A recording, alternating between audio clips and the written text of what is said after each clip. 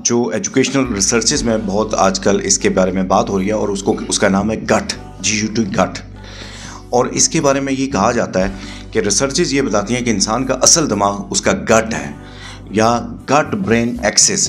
ये होता है कि आपका जो मैदा होता है, मैदा, इसके अंदर जो आंतें होती हैं, आंतों के अंदर कुछ ऐसे गुड बैक्टीरियाज होते हैं जो रिस्पॉन्सिबल होते हैं आपके बिहेवियर, मजाज, एंजाइटी, डिप्रेशन, यादाश्त, याद करना, इन सारी चीज़ों का जो रिस्पॉन्सिबल होता है वो क्या होता है, गट। इसलिए बहुत सारी रिसर्चेज ये बताती हैं कि इंसान को, अगर किसी इंसान को आपने ठीक करना है तो उसके गट हेल्थ को आप ठीक कर दें।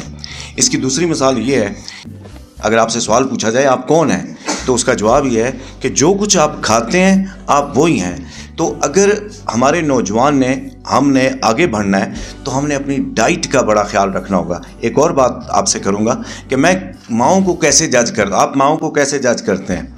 हर बंदे का अपना एक तरीका है। मेरा तरीका किसी भी माँ को जज करने के लिए कि ये अक्लमंद माँ है या बेवकूफ़ माँ है, तो वो जो बच्चों को लंच बॉक्स दे के भेजती है, उससे पता चलता है कि ये माँ कितनी समझदार है और कितनी वो है। आपने आजकल एलॉन मस्क का नाम आपने सुना होगा, सुना है?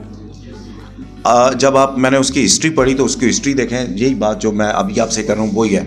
एलन मस्क की जो माँ थी वो डाइट स्पेशलिस्ट थी और वो उसने अपने बच्चे को वो डाइट दी कि वो दुनिया का जीनियस तरीन इंसान बन गया। क्योंकि मैंने सारी उम्र मैंने इन बच्चों के साथ गुजारी है, तो जो हासिल कलाम जुमला है कि आप जो कुछ खाते हैं वही होते हैं। और इसी के साथ आपका बहुत बहुत शुक्रिया। जज़ाकल्लाह। अस्सलाम वालेकुम।